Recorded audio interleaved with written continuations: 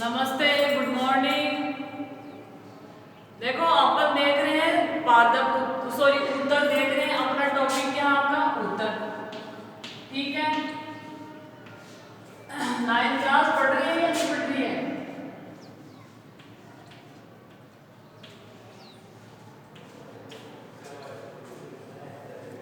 अपना टॉपिक है आपका उत्तर। तो ऊतक में अपन ने अब तक देखा है पादप ऊतक देखे, जंतु ऊतक देखे। कल अपन ने देखा था आपका कि पेशियां कितने प्रकार की होती है। हृदय पेशी, रेखित पेशी, अरेखित पेशी। ठीक है, इसके अलावा अपन ने देखा कि जंतुओं में कौन कौन से ऊतक होंगे। एपिथेलियम ऊतक होंगे। इसके अलावा रक्त क्या आपका तरल संयोजी ऊतक है।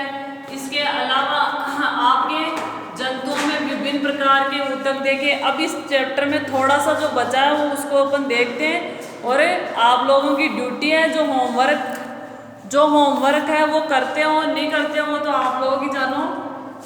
जैसे आप लोगों का हमारा मैच होगा तो अपन देखते हैं कैसा क्या आपने किया है। तो मैंने कल लास्ट में कहा था अपन आज देखेंगे तंत्रिका ऊतक।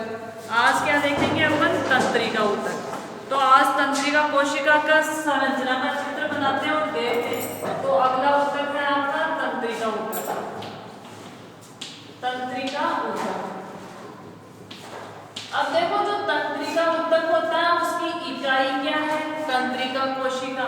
तंत्रिका ऊतक की क्या है? तंत्रिका ऊतक की इकाई। ऊतक की इकाई वो क्या है? आपकी तंत्रिका कोशिका।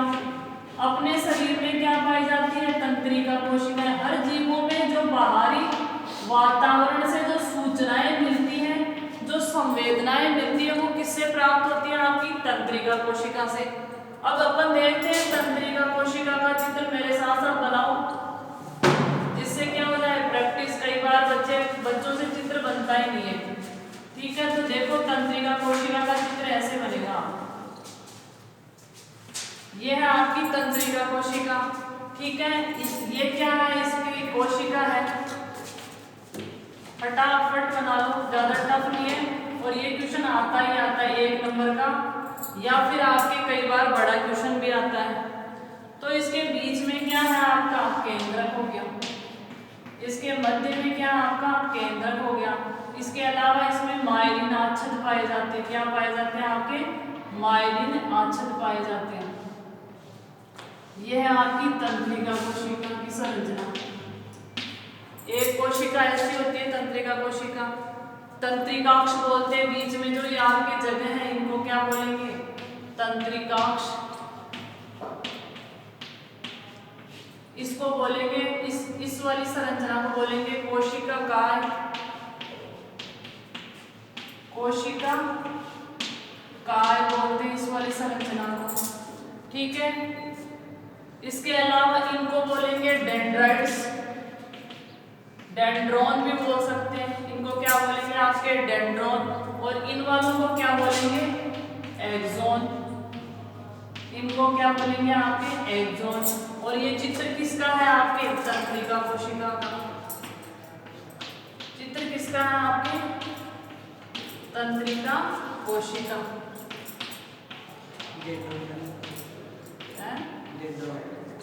डेंड्रॉन भी बोलते हैं, डेंड्रॉइड भी बोलते हैं, दोनों बोल सकते हैं आप इसको। इसने डेंड्राइट लिख रखा है, आप चाहो तो ये भी लिख लो।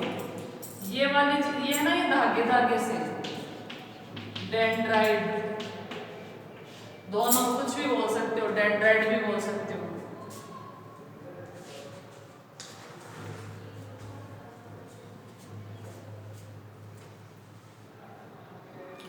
तो ये है आपकी तंत्रिका कोशिका। तंत्रिका कोशिका में क्या क्या होगा? ये बीच में एक ऐसी कोशिका दिख रही है, इसको क्या बोलेंगे? पूरी संरचना को कोशिका काय, बॉडी भी बोलते हैं।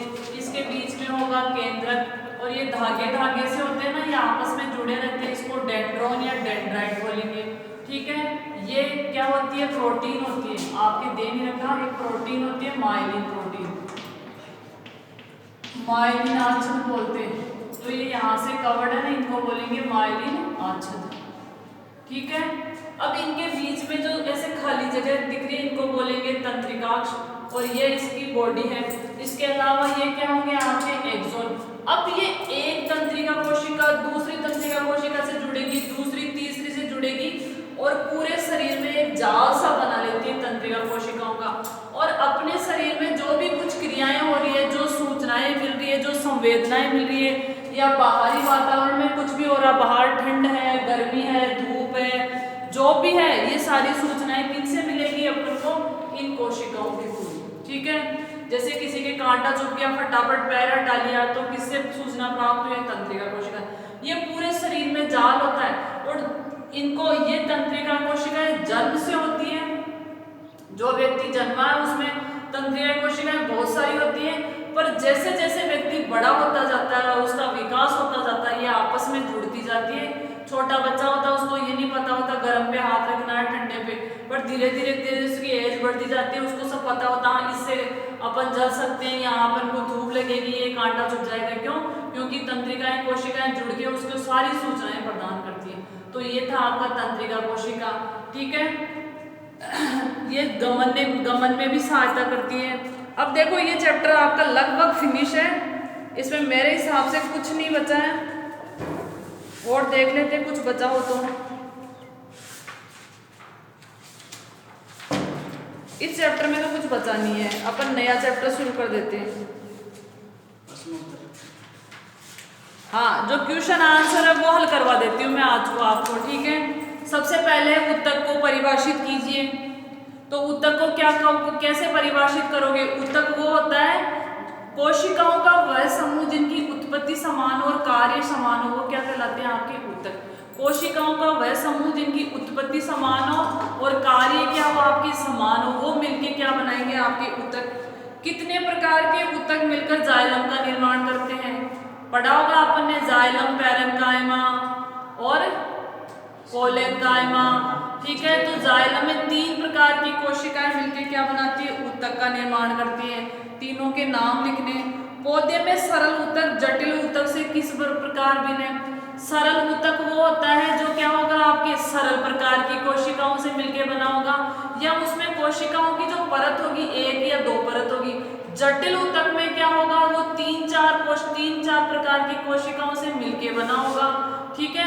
इसके अलावा क्या होगी? उसके संगठन में बहुत ज्यादा क्या होगी आपकी विभिन्नता होगी। कोशिका भित्ति के आधार पर पैरेन्काइमा, कोलेन्काइमा और स्क्लेरेन्काइमा के बीच अंतर करो। देखो, स्क्लेरेन्काइमा कैसा होगा? मृत होगा। पैरेन्काइमा कैसा होगा? आपका हरित होगा। और कोलेन्काइमा भी कैसा होगा आपके, अपन ने देखा था पैरेन्काइमा, कोलेन्काइमा और स्क्लेरेन्काइमा।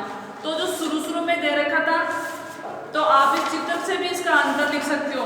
जो आपका पैरेन्काइमा होता है उसकी कोशिकाओं के बीच क्या होता है? रिक्त स्थान पाए जाते हैं। ठीक है। इसके अलावा जो कोलेन्काइमा होते हैं उनमें रिक्त स्थान नहीं होगा, उसकी भित्ति के चारों ओर मोटी भित्ति का क्या होगा आपका जमाव होगा। और जो आपका स्क्लेरेन्काइमा होता है वो कैसा ऊतक होता है? आपका मृत ऊतक होता है। अपन को सिर्फ कोशिका भित्ति के आधार पर करना है। तो जो पैरेन्काइमा की कोशिकाएं होती है उनमें कैसी भित्ति होती है? ये चित्र देखना आप, ये वाला जो चित्र है, ये वाला जो चित्र दिख रहा है, ये पैरेन्काइमा का है। तो जो पैरेन्काइमा की कोशिकाएं होती हैं उनमें कोशिका भित्ति क्या होती है? 1 परत वाली होती है। कोलेन्काइमा में क्या होगी? मोटी कोशिका भित्ति होती है। और स्क्लेरेन्काइमा की कोशिका भित्ति मृत होती है। समझ गए? फिर है रंध्र के कार्य। रंध्र क्या करेगा? गैसों का आदान प्रदान करेगा। ठीक है। प्रकाश संश्लेषण की क्रिया भी कैसे होगी? CO2 अंदर गई, तो मुख्य कार्य क्या है? गैसों का आदान प्रदान करना। 3 प्रकार के पेशीय रेशों में, देखो पेशियां मैंने बता दिया आपको, कल ही पढ़ाई थी। पेशियों में कौन कौन सी होती है? हृदय पेशी, चिकनी पेशी और रेखित पेशी। तो तीनों को बना सकते हो आप। तीनों के चित्र कल ही मैंने होमवर्क भी दिया था। ठीक है। तो तीनों के चित्र बना के उनको कलर करो। आप कलर करोगे, कलर कैसे करोगे? जो बिल्कुल आपके पेंसिल कलर आते हैं ना उनसे करोगे, मोम कलर से नहीं रगड़ोगे आप। सबको काम करना ही है कॉपी के अंदर। इसके अलावा कार्डियक, हृदय पेशियां का विशेष कार्य बताओ। हृदय पेशियां क्या करती है? बिना थके बिना रुके जीवन भर कार्य करती है। हृदय पेशियां वो होती है जिनमें शाखाएं पाई जाएगी, सिर्फ ये हृदय में पाई जाती है और जीवन भर बिना थके बिना कार्य करती है। फिर क्या कह रहा है, रेखित अरेखित और हृदय पेशियों में स्थित कार्य और स्थान के आधार पर कर सकते हो। हृदय पेशी कहाँ होगी, हृदय में होगी। रेखित पेशी कहाँ होगी, जो आपके कुछ शरीर के अंदर के भाग होंगे वहां होगी। और चिकनी पेशी क्या होगी, जैसे आहार नाल है, इनकी संरचना बना देना। न्यूरॉन का एक चित्र बनाओ, ये इसको न्यूरॉन बोलते हैं, तंत्रिका कोशिका को न्यूरॉन भी बोलते हैं। तो आप यहाँ न्यूरॉन भी लिख लो। जो आपका क्वेश्चन नंबर है 9वां, तो वहां वो है न्यूरॉन। तंत्रिका कोशिका को न्यूरॉन भी बोलते हैं, तो कंफ्यूज नहीं होना है। तंत्रिका कोशिका का चित्र पूछ रहा हूं, ठीक है। अब देखो आपको एक रीजनिंग का उत्तर, जो मुंह के भीतर का निर्माण करेंगे, कौन से उत्तर करेंगे, एपिथेलियम उत्तर। जो मनुष्य में पेशियों को अस्थि से जोड़ते, पेशियों को अस्थि से कौन जोड़ेंगे, टेंडन। क्या नाम है, पेशियों को अस्थि से जोड़ देंगे, टेंडन, ठीक है, टेंडन बोलते हैं इसको।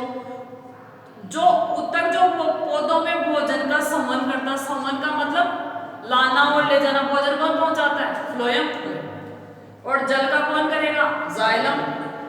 जो हमारे शरीर में वसा का संचय करता है, कौन सा ऊतक, एडिपोज ऊतक, वसा ऊतक, एडिपोज ऊतक। आधात्री सहित संयोजी ऊतक, ऐसा ऊतक जिसमें आधात्री पाई जाती है, कौन, तरल संयोजी ऊतक, ब्लड। मस्तिष्क में स्थित ऊतक, मस्तिष्क में कौन सा होगा, पेशीय ऊतक। निम्नलिखित में ऊतक के प्रकार की पहचानो। त्वचा कैसा है, एपिथेलियम ऊतक। पौधे का कॉर्टेक्स, सेकेंडरी ऊतक। अस्थि कैसा है आपका, अस्थि कैसा ऊतक है, संयोजी ऊतक। वृक्कीय नलिका होती है ना, किडनी होती है, उसके अंदर क्या पाया जाएगा, एपिथेलियम का। और संवहन बंडल कैसा है आपका, संवहन ऊतक। फिर से पूछ लेना नहीं आए तो। पैरेन्काइमा ऊतक किस क्षेत्र में पाया जाता है, जहां कोशिकाएं जीवित होगी उस क्षेत्र में पाया जाएगा। पौधे में एपिडर्मिस क्या करती है, शरीर के पौधे के विभिन्न भागों का बचाव करती है।